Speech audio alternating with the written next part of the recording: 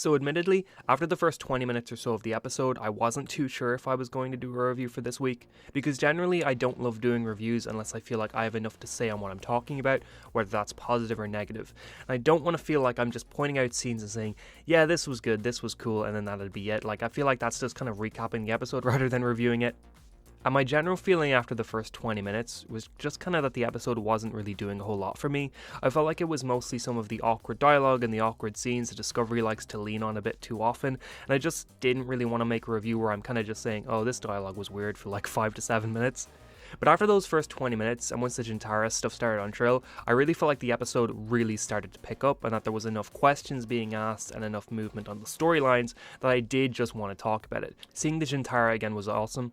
Like, we last saw that in Discovery Season 4, but we also saw it in Deep Space Nine's third season episode Facets, where Jadzia shared the Dax symbiote hosts among the crew of DS9, and that's still one of the most memorable early episodes of DS9 for me. I think how we see that whole cast act and change things up to portray these people from Dax's history is really fun, and the standard of that for me was Avery Brooks, where he played Joran Dax in particular, and it's really something special in that episode. But the reason why I'm drawing attention to this episode in particular is because I feel like Hugh here had very similar vibes. Like, not the evil and cruel sadistic character Joran was, but just how we sort of see Hugh's actor Wilson Cruz almost fall into the role completely of Janelle Bix. I thought that whole section of the episode was really fascinating, and I also was really wondering if we were going to see a Dax at some point due to the mentions constantly of Trill hosts from 800 years ago, which they're really drawing attention to the 24th century in this season, and that's really exciting. I like that they're doing that. But something I do want to mention, I guess, is in relation to Trill and just by extension the planets of Discovery in general, and that's that I feel like the design of the planets in Discovery isn't really as unique or as interesting as how the 90s era of Trek would present their planets. Now, 90s Trek did do this thing where they reused the same images for certain planets all the time. Like, there's a few establishing shots that must have filled in for half the planets on both Voyager and Next Generation, and if you're watching those shows, you're binging those shows, it's so obvious. When it came to the major planets of the various species, I feel like the 90s era of Trek really did a good job at making the planets stand out, make the planets leave an impact immediately. So like, from an immediate establishing shot, you knew if you were on Bajor or Cardassia or Romulus, and it worked really well. Discovery doesn't really do those sorts of establishing shots for the planets, which that's fine, most modern shows don't do that, but I feel like why it might be a little bit of a problem with Discovery is because when we're actually on the planets of Discovery, most of the time they feel the same from outside. It's always either that quarry they film in or some sort of forest. Like, once Book, Michael and Janara left to go to the location with the clues to the mystery, we were back in that quarry, and it feels like it stands in for most of Discovery's planets. And I'm not going to act like 90s Trek didn't also have this set problem. So many planets in Next Generation, Deep Space Nine and Voyager had these identical cave sets that stood in for like every planet ever. But the difference there is that these shows generally used their iconic establishing shots so that you knew the planet you were on was unique and different above those caves. It really helped with like the immersion in the episode. We don't get those establishing shots in Discovery, so then when we're in the quarry, it feels like all planets are like this quarry, which is a little disappointing, but I also get like it's a budget thing, they can't control what they film, stuff like that.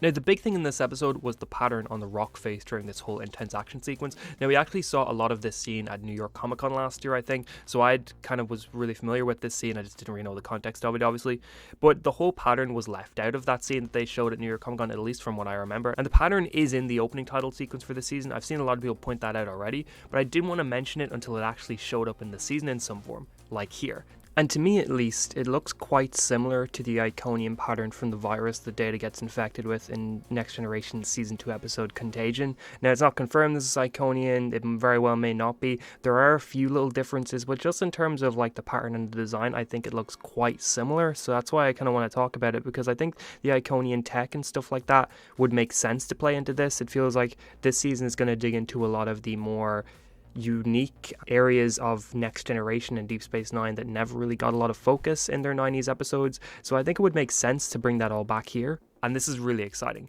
The Iconians are one of the most mysterious and fascinating things in older Trek to me. Quick summary for anybody who doesn't know or doesn't remember, but they're a species that created gateways that allows you to travel to any location in the galaxy, or at least within sort of the 70,000 light years very quickly. The gateways were seen on Next Generation's episode Contagion in Season 2, and also Deep Space Nine's Season 4 episode Two to Death, both fantastic episodes. The two Iconian gateways in these episodes were the only ones known to exist at that point in Star Trek history. Following the destruction of the Iconians, they were the only gateways gateways known to be left. And then both these gateways themselves were destroyed in their respective episodes because Picard, Cisco, everybody involved wanted to preserve the order of things, and it's also really dangerous to leave an Iconian gateway in the hands of where anybody can get it. Now, I'm very curious how this all ties into the progenitors. Like, my best initial guess is that the technology that Dr. Velik mentioned last episode that could doom the galaxy, not entirely sure exactly what the words were, the dialogue was, but he talked about something that was dooming the galaxy and that it was technology related. And the technology Janelle mentioned this episode, I'm wondering if that all is an Iconian gateway, which obviously that's a big deal, as it means once again the entire galaxy could be linked if you've got one of those gateways. You could have people attack any planet at any time, depending on who's controlling it. Maybe they use the tech from the gateway to make some kind of new warp technology that doesn't rely on dilithium, which that would be a really interesting way for Discovery to end. It kind of ends the burn problem. Essentially they would fix the burn by having that be wide range again, where everybody can kind of go anywhere they want. It also could not be gateway related. Maybe the mystery revolves around what happens to the Iconians or solves that, or if it leads to the location of a final Iconian colony or something. Maybe the Iconians and the progenitors were once the same, or are the same, although this one probably has the most trouble of worrying or upsetting areas of the fandom because it would be a fairly big change or difference to what people think the canon is. But again, we never knew what the Iconians look like or really anything about them. It wouldn't be much of a major issue to make this change. This is still easily what is keeping me hooked on the season so far though. Like this whole mystery, the whole element of it, the whole quest thing, it feels very buried in 90s Trek, which I think that's really exciting. Now, Janelle mentioned a group of Federation and non-Federation scientists who came together during the Dominion War to explore this whole mystery and the progenitors and everything like that, and that was incredibly interesting to me. Now, it would make sense if it was an Iconian gateway because the Federation would definitely have wanted one as a way to end the war with the Dominion, but I also just like the idea of certain big names from that era of Trek who maybe we didn't see involved in the Dominion War in Deep Space Nine being a part of this mini council. It would kind of explain what they were doing at the time, and it would be really cool. I have to believe now that there were a few recognizable people on this council. I also have to believe that they wouldn't just casually mention this group unless we were going to find out who was part of it at some point.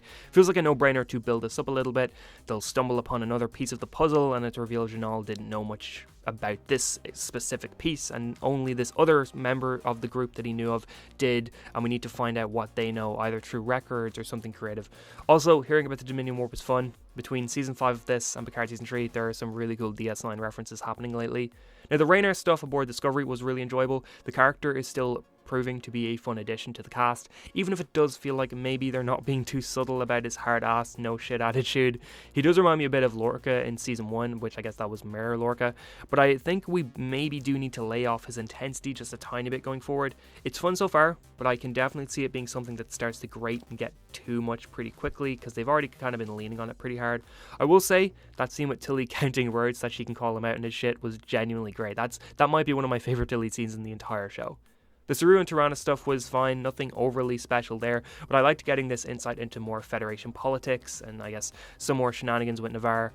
Don't have much to say on this whole plot, to be honest. I was definitely more interested in what was happening on Trill and what was happening on Discovery. But overall, this episode was solid. I think both episodes 2 and 3 have been a lot better than the first. I think the mystery could easily make this one of the more interesting seasons of Discovery, and there is a lot of room and potential for it. I'm excited to see what they do.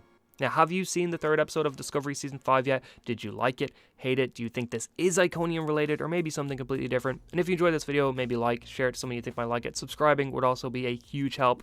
Anyway, have an amazing day.